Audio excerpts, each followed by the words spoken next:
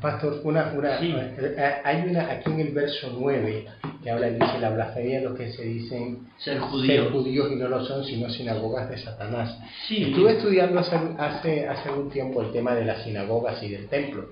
Que el templo, bueno, donde estaban los sacerdotes, pero donde estaban las sinagogas era como la escuela, ¿no? Donde estudiaban, donde se Sí. y estaban los fariseos allí explicando y enseñando la palabra, se suponía del Antiguo Testamento, Sí. pero que enseñaban también todo el tema de las tradiciones. Hablaban de las tradiciones y hablaban del tema de la ley, ¿sí? De la ley escrita y la ley oral, y enseñaban todo esto ellos allí, pero llama la atención de que él se refiere a ya no sinagoga de Cristo ni sinagoga del Mesías, sino como podía ser en el tiempo antiguo, tiempo más. Una sinagoga de Satanás. Ya. Se refiere a gente que estaba allí blasfemando en contra de la iglesia y que realmente estaban enseñando todo en contra de lo que la palabra del Señor decía y de lo que Cristo había hecho. Ya. Os dais cuenta, con este ya periodo, estamos hablando ya del 100 en adelante.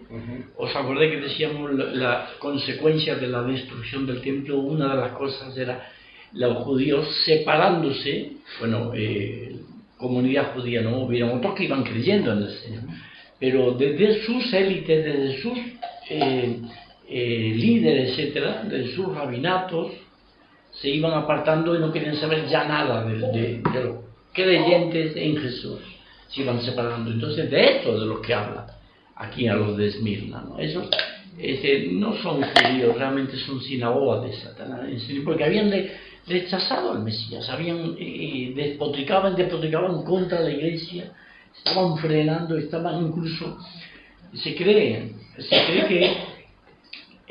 que con el martirio de Policarpo en Éfeso, estamos hablando del siglo II, 100 y pico, se cree, según los historiadores, que un grupo de judíos, de estos, que dicen ser judíos, pero en realidad eran sinagogas de Satanás, están puestos de relieve aquí, en el mensaje del Señor a su iglesia en Esmirna. Había un grupo de judíos que fueron los que le denunciaron, los que lo trajeron prácticamente al gobernador romano para que le interrogara, y al final fue a la muerte, ¿no? Policarpo murió con 96 años. Con 96 años murió este hermano. También no sería que habrían sinagogas que, como pasa hoy en día, que no son judíos de verdad, pero a ellos les gusta la religión judía, entonces son una mezcla de y judaizantes, pero no son judíos. ¿Y eso también? No, porque había claramente una diferenciación en aquellos tiempos. El que podía judaizar era el judío, judaizando, queriendo creer en Jesús y al mismo tiempo judaizar. Esos son los que Pablo denuncia en Gálatas, en Colosas, etc. Pero venía de parte del judío. O sea, el gentil no. El gentil era un personaje al margen por completo del mundo judío, a no ser que fueran casos puntuales de prosélitos que se habían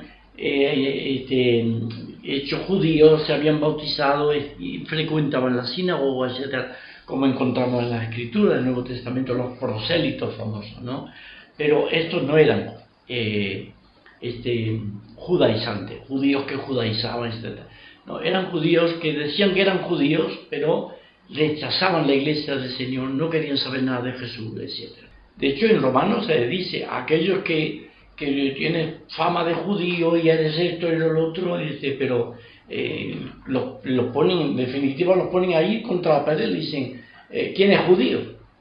¿Quién es verdaderamente judío? Es el de la fe de Abraham. Si no eres de la fe de Abraham, si puedes ser judío de sangre, judío por familia judía, pero no judío espiritualmente hablando, judío delante del Señor, porque cree o ha creído en el Mesías. Cree en el Mesías es el todo, es un judío de verdad. El otro es judío de sangre, de familia, de tradición, etcétera, porque desciende por esa línea, pero tenemos que tener cuidado en este sentido, ¿no? Y yo creo que estos grupos es los que pertenecían a este tipo, ¿no?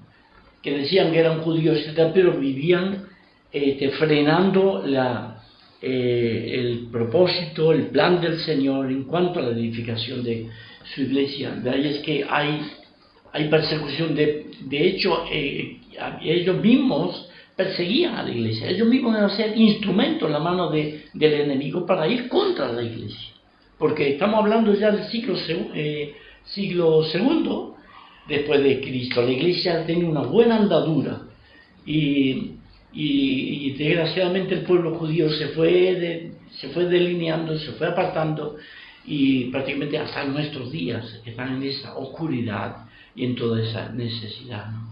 Es un pueblo en incredulidad, ¿vale?